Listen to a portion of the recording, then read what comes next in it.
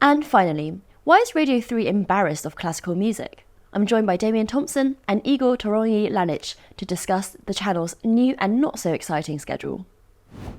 Damian and Igor, welcome to Spectator TV. Now, Damian, you've written your review this week about Radio 3, and basically it's changed around the timings of some of its programmes. What's the big deal?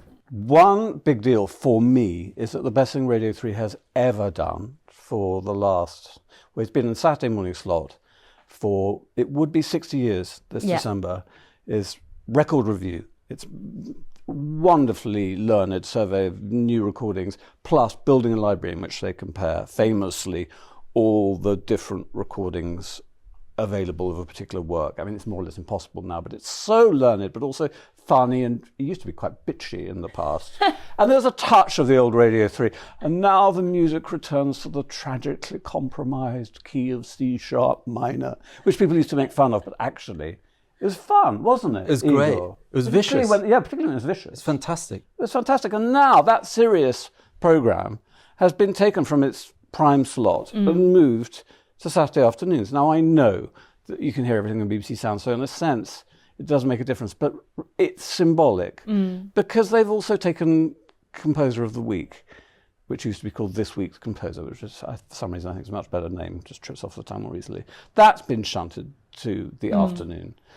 And what bothers me is that there's a lot of good music on Radio 3. There's some good presenters, but they are encouraged to burble inanely and to talk endlessly about accessibility and diversity until you're screaming. How can they bring that up? You know, how is that relevant to music? Because as far as they're concerned, the problem with classical music is that it's not accessible to new audiences. I haven't noticed a huge change in the demographic of people going to classical music concerts, despite, 20, 30 years of ear bashing and finger wagging on the subject of diversity. But if I can just quickly, what I did this morning was I took a look at Radio 3's schedule from 50 years ago today, because that's when it was at its peak. And just the ambition and the seriousness of it. There's a morning concert with a whole Saint-Saëns piano concerto and a symphony by Florence Schmidt. Then there's a documentary about Disney with Dilys Powell, who was really legendary film critic, and Daniel Burstyn, one of America's leading historians. Then jazz in Britain, Barbara Thompson's Paraphernalia. So serious jazz presented by Miles Kington, the wonderful humorist and jazz enthusiast. All of that in one day. Astonishing compared to the sort of uneasy, patronising, self-conscious mixture that we get now. What do you think? Yeah, I mean, that is the main problem. You know, people like Jules Holland are kind of... Jules Holland is like an unmusical idea of a musician, you know? And almost all the presenters, you know, Jess Gillam is the same. I mean, it's sort of, I'm kind of relieved that Michael Tanner died when he did, because it was just before this new shift in the schedules, and it really would have finished him off, I think. It is just the worst kind of watering down. It's a loss of nerve. You know, classical music has lost its nerve. It doesn't believe in itself. It needs to explain itself. No other art form needs to explain itself. Only classical music is there sort of endlessly begging you to like it. If the art form can't make its argument in the medium that it's created in, then you have no right in programming this stuff. You shouldn't be controller of this station if you don't believe in the art form. And clearly Sam Jackson doesn't believe in the art form, doesn't know anything about the art form. He's a complete Philistine. And you know, it's a problem across the board. It's not just the new change. There were other changes, other people brought in that just don't know enough about classical music. There's this sort of dreadful Katie Derham who comes on and sort of overemphasizes all the classical music composers' names because she knows that she doesn't know anything about them. So at least she can do the accents of their foreign names really well. She takes immense amount of pride in that. I mean, it's just basically there are stations out there that are hoovering up exactly this kind of diverse young audience that Radio 3 thinks it's going to get, which it won't get. NTS has 500,000 followers on Instagram, which is more than BBC Sounds. This station on a Saturday afternoon will program 2 hours of Kurdish dengbej folk music, okay, which is, you know, an old 80-year-old man playing with a couple of gnarly reads, you Only know. 2 hours. Only 2 hours. I know. Surface. This is what Radio 3 used to do. You would hear boulez in the middle of the day. You would hear kind of weird folk music that's quite gnarly. That is the way you engage people, by being kind of comfortable in your highbrowness, not by being sort of desperate and, you know, it's people smell fear. And one of the problems is that some of the presenters are really excellent. I mean, Patrick Trelawney, always been fantastic in my opinion. But look at Tom Service. Now, he presents this dreadful mixture on Saturday mornings. And he's an immensely knowledgeable music journalist and a very good writer, but he's just being encouraged to burble. And I was listening to him, I was actually noting down some of the burbling. And I mean, poor guy, he's perfectly capable of talking intelligently. He's just being encouraged not to. But his Service filling the gap between a Brandenburg concerto and a Chopin nocturne, it just sounds so contemporary, doesn't it? As if, well done, Barker.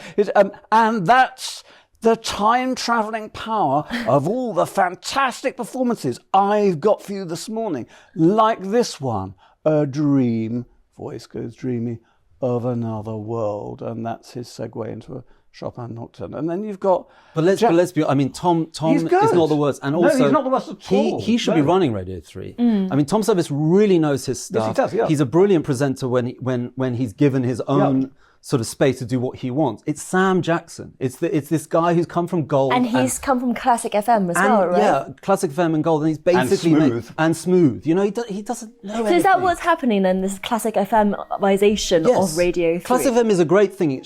There needs to be an entry point for people who don't know anything about classical music. It's called Classic FM. There doesn't need to be a second Classic FM. The idea that somehow you're going to get these people is a lie. The concerts that I go to that have the least number of people, where they're the oldest, most decrepit people, are those concerts that are crossover, that are sort of smoochy, romantic, sort of classical, sort of this, sort of that, you know? Yeah. The ones that are hardcore, that are Turkish dengbej, you will get 200, 300, 400 people. I mean, it's just not I went true. to Igor's Contemporary Music Festival a couple of years ago. It was absolutely brilliant. That's the most hardcore, what do you mean? You set one up? Igor ran. I run a contemporary music festival, and it does have a. It's incredibly exciting and an amazing audience. Yeah. Really so that's the question for Radio 3 then, isn't it? Like, how do they attract these younger people, new audiences who are not, older, without compromising all of this? Because yes, you can have some really die-hard fans, which clearly both of you are, but you're limited in numbers. I don't think you would limit numbers. I think that all art forms, essentially attract people by being confident. It's like a person. If you meet a person that is lacking in confidence, that has no sort of, that is this sort of, doesn't have confidence in what they're about to say or what they are, then you smell that and you think, well, this is like... You can also meet confident people who will just push people away because you don't want them. You don't like what they offer, So I guess what Sam Jackson is trying to do is to make it appealing to everyone. Totally, but classical, if you don't think classical music has anything to offer, then you shouldn't be running the station. I mean, this is why he doesn't believe in classical music. They tried it before when Classic FM was first launched. Nicholas Kenyon, I think it was, initiated some more disastrous imitations of Classic FM. And it worked so badly that they basically had to backpedal. If you haven't got the confidence to talk knowledgeably about the music you're presenting, then you shouldn't be presenting it. Or you certainly shouldn't be somebody like Tom Service, who's an excellent scholar, forced to burble. And that's what you get, burbling with finger wagging about accessibility and diversity. Because I say in this piece, there's like a BBC dinosaur that goes into a tail thrashing fit if it doesn't get its fix of crossover. And if I can just mention one thing, I nearly threw up. I heard a Radiohead song, Pyramid, sung by an exquisitely, meticulously even-song style choir in an arrangement that just turned I nearly tossed my cookies, as the Americans say. So horrible, so violent, and Tom Service was sort of cooing about how wonderful it was. So, okay, have you guys heard about Sam Jackson running the Proms and potentially bringing in a pop star as one of the headlines? I mean, they've been doing this for years. They claim that the Proms is the greatest orchestral music festival in the world, but they seem to really want as many pop stars and bands and disco and stuff. It's fun. These are great musics in their own right. They don't really have a place in the greatest orchestral festival in the world. I mean, that doesn't make any sense. But also there's a way in which, I mean, there are a few things that they've introduced this year that are more in the direction that they should be going, I think. There's this incredible Saharan band called Toronyi-Lalic, I think that's how you pronounce them. And they're very popular, but they're very kind of hot, kind of musically impressive and interesting, and not fantastically famous. That's the kind of thing that they should. There are world musics that are very kind of as sophisticated as any Western music tradition, and that classical stations like Radio 3 and the Proms should be championing. Instead, they're just going down this middle brow route of doing a different. It's very interesting you should mention that, because of course the big story last week was this Sam Smith prom, which is a preposterous idea. And there was a point on Saturday morning when Tom Slovis said, they said, they'll bring you the news. And he said, well, what's been the news about music this last week? Well, proms, of course. And then government cuts. And I thought, you didn't tell us there was a big row about the cringe-making plan to, force Sam Smith on a prom audience. No, you skipped over that and went on to government cuts. Always a safe topic on the BBC. It's just terribly naff, a lot of this stuff. The idea that you're going to get new young audiences to this incredibly naff music is just for the birds. It's like crazy. It's an old person's idea of what young people want. Right. Like groovy. That's Damien, what happened you write about to Radio the word 3. groovy. It's all getting groovy. Well, what about the future of radio in general? Is radio not just a dying medium anyway? We do so many podcasts, for example, here at the Spectator. We did at one point consider Spectator Radio, but decided it was kind of passé. Is that the problem here? Well, radio for me always was Radio 3 and nothing else. That's the only thing I wanted to listen to. Drove my family nuts. But that's all I wanted to listen to. And when they screwed up Radio 3, that was goodbye to radio for me. Igor, what do you think? Yeah, I agree. I mean, I agree with you. I think that the problem is they are caving into trying to be sort of like competing with podcasts, but there's no need. Podcasts do a different thing. And classic, Radio 3 was doing a very niche but very popular. I mean, it was getting 2-3 million people at its height 10-20 years ago, when it was doing all day Webern concerts. They did an entire day of Webern's entire works, right? Would Webern's entire works stretch a whole day? Almost. I think it was from 9 to 9. Yeah. But that kind of thing wouldn't happen. You wouldn't get a Boulet's Day anymore. All the best reforms of the past have cleaved kind of in two directions. They essentially went more conservative and more radical at the same time. So they were giving sort of older listeners who just wanted hardcore classical what they wanted, and they were giving kind of, real nuts of new music and contemporary music and jazz and improv what they wanted.